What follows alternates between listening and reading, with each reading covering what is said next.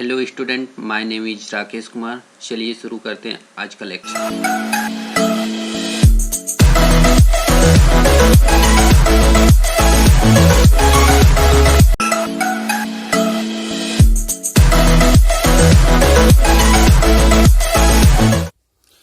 ये structure and union series का चौथा वीडियो है जिसमें हम डिस्कस करेंगे एरे ऑफ स्ट्रक्चर, मतलब स्ट्रक्चर एरे के बारे में। जो हम अभी तक स्ट्रक्चर पढ़ रहे थे वो सिंपल पढ़ रहे थे, जिसमें हम स्ट्रक्चर एक क्रिएट करते थे मेन फंक्शन के ऊपर। उसके बाद हम उस स्ट्रक्चर जो क्रिएट किए हैं उसका हम एक वेरिएबल जनरेट करते थे, कहाँ? मेन फंक्शन के अंदर। अब इस चैप्टर में हम इस वीडियो में देखने वाले हैं कि जो हम स्ट्रक्चर वेरिएबल जनरेट करते हैं उसको हम एरे की तरह भी यूज कर सकते हैं, मतलब एक एरे स्ट्रक्चर वेरिएबल भी जनरेट कर सकते हैं। जो एरे क्या होता है? Collection of similar data type of element होता है, कि मतलब एरे में सेम डेटा टाइप का कलेक्शन होता है सीक्वेंस में, कॉन्सिक्यूट मैनर में। तो अगर हमारे पास एम्प्लॉय है, कोई ऑफिस है, मान लीजिए उसमें 100 एम्प्लॉय हैं, तो उस ऑफिस में जितने 100 एम्प्लॉय हैं, मान लीजिए हमें उसका आईडी, नाम और सैलरी कहीं दिखाना है, तो हम सिंपल एक स्ट्रक्चर एरे की मदद से हम वो काम आसानी से कर सकते हैं, मतलब जल्दी कर सकते हैं। तो इसके बारे में चलिए देखते हैं। An array of structure in C can be defined as the collection of multiple structure variable where each variable contain information about different entities। जो हम ये स्ट्रक्चर बना रहे हैं, स्ट्रक्चर डेटा टाइप जनरेट कर रहे हैं, बना रहे हैं, इस स्ट्रक्चर डेटा टाइप में मान लीजिए हमें 100 एम्प्लॉय का सेम यही आईडी, नेम और सैलरी दिखाना होगा।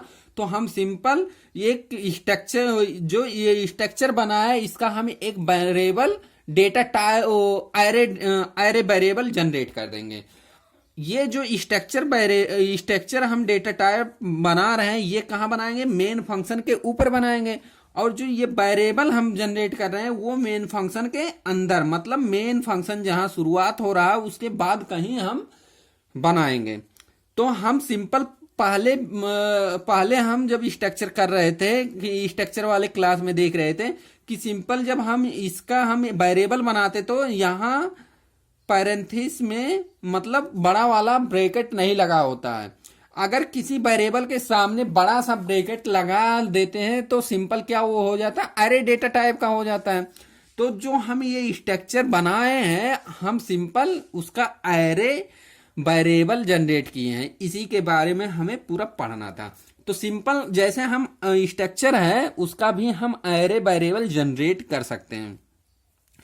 अगर एरे वेरिएबल जनरेट कर रहे हैं तो एरे क्या होता है? Collection of sequential similar data type का एलिमेंट होता है कॉन्सिक्यूट मैनर में, मतलब लगातार।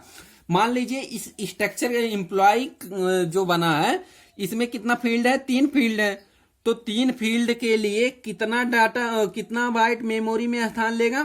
जो इंट आईडी है, आईडी के लिए 2 बाइट हो गया। नेम के लिए कितना है? कैरेक्टर डेटा टाइप का है, नेम कितना है? 10 बाइट।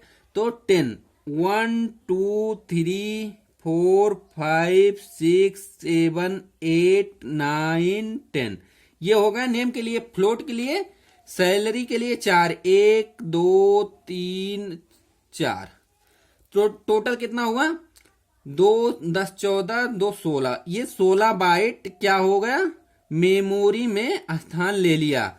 अगर एक वेरिएबल होता 1 2 3 4 5 6 7 8 9 10 11 12 13 14 15 16, अगर एक वेरिएबल मान लीजिए S1 या E1 या कुछ भी हम नाम डाल दें, एम्प्लॉय नाम ही डाल दें, तो अगर एक वेरिएबल होता तो इस स्ट्रक्चर के केस में 16 बाइट स्थान मेमोरी में जगह घेरता।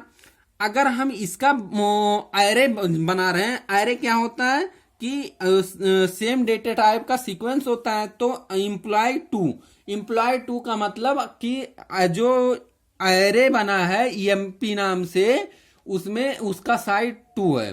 तो अगर साइड 2 है तो ये एक स्ट्रक्चर ये हुआ, तो दूसरा स्ट्रक्चर इसी के बराबर में फिर 16 बाइट बनेगा।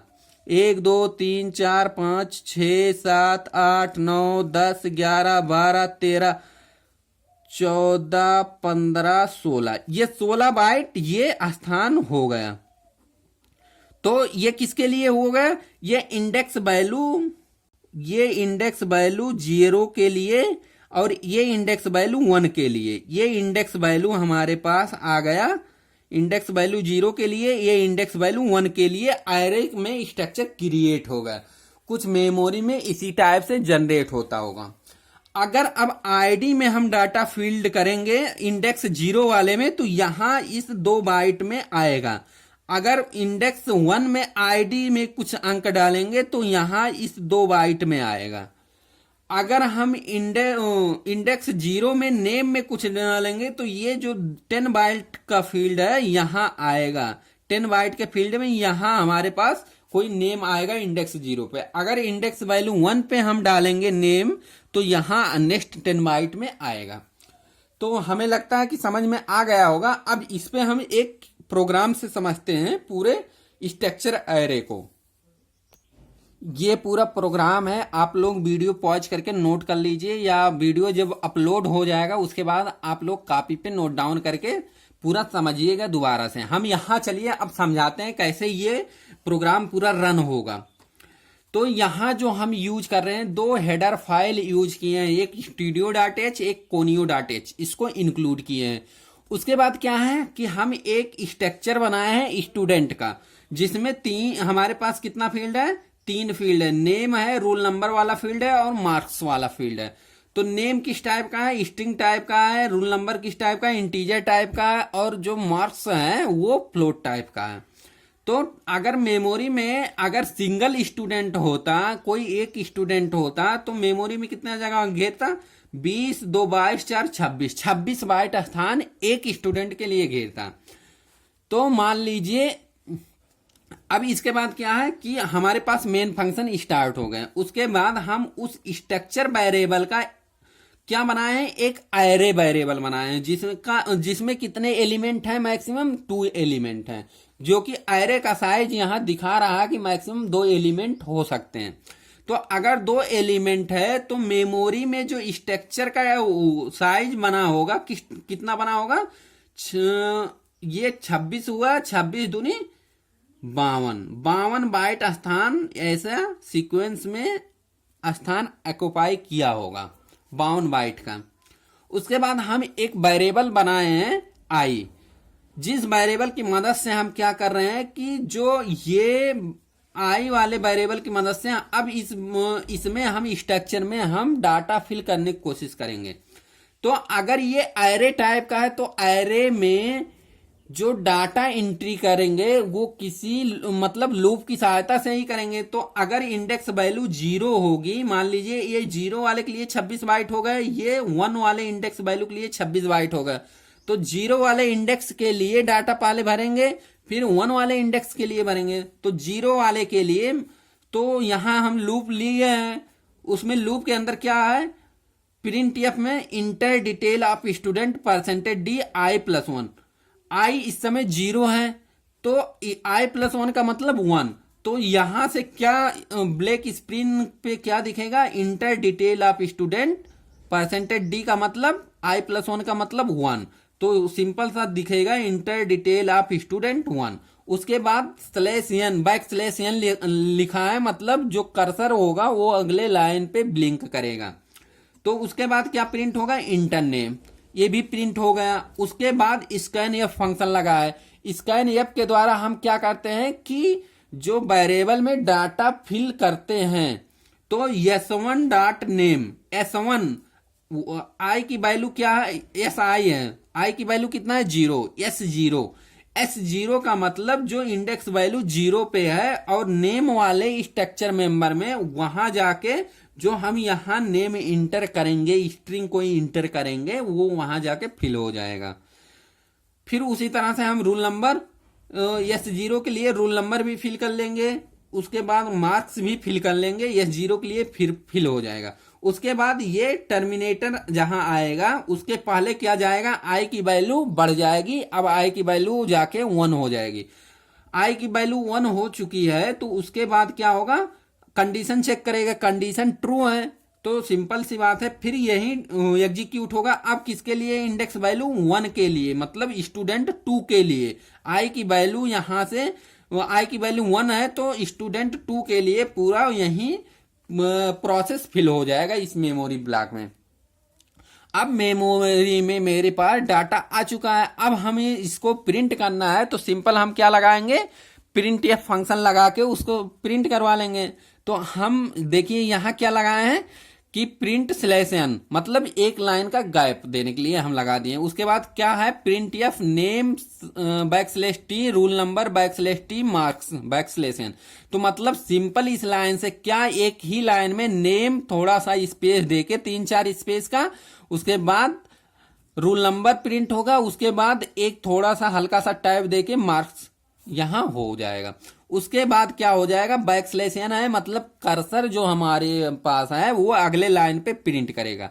अगले लाइन पे प्रिंट करेगा तो हम उस एक लूप लगाए हैं, लूप के अंदर प्रिंट एफ लगाए हैं, percentage S percentage D percentage F, किसके किसके लिए, S1 आई डॉट नेम के लिए, S1 I dot rule number के लिए, S1 आई डॉट मार्क्स के लिए। तो जो पहले इंडेक्स वैल्यू 0 में जो डाटा होगा नेम रोल नंबर और मार्क्स, वो पहले इस प्रिंट एफ फंक्शन से प्रिंट हो जाएगा। उसके बाद आई की वैल्यू बढ़ के क्या हो जाएगी, 1 हो जाएगी। आई की वैल्यू बढ़ के 1 हो जाएगी तो और कंडीशन चेक होगा, कंडीशन ट्रू होगा तो सेम यही दूसरे इंडेक्स वैल्यू के लिए, मतलब 1 वाले इंडेक्स वैल्यू के लिए सेम यही चीज प्रिंट हो जाएगा जो इसमें डाटा होगा। तो आई होप हमें समझ में आप लोगों को समझ में आ गया होगा ये पूरा प्रोग्राम। तो वीडियो को खत्म करने से पहले आप लोगों के लिए क्यूटीवी पूछ लेते हैं। आप लोगों के लिए क्यूटीवी ये है कि मान लीजिए हम नेम यहाँ 10 की बजाय हम 25 कर देते हैं तो पूरे इस स्ट्रक्चर वेरिएबल के लिए जो एम्प्लॉय 2 करके है, इसके लिए मेमोरी में कितना स्थान एक्युपाई होगा, मेमोरी में कितना जगह घेरेगा अगर यहाँ 10 की जगह 25 कर दे। तो इस क्यूटीवी का आंसर आप लोग कमेंट सेक्शन में कीजिए और इस वीडियो को ज़्यादा से ज़्यादा शेयर कीजिए। वीडियो देखने के लिए थैंक यू।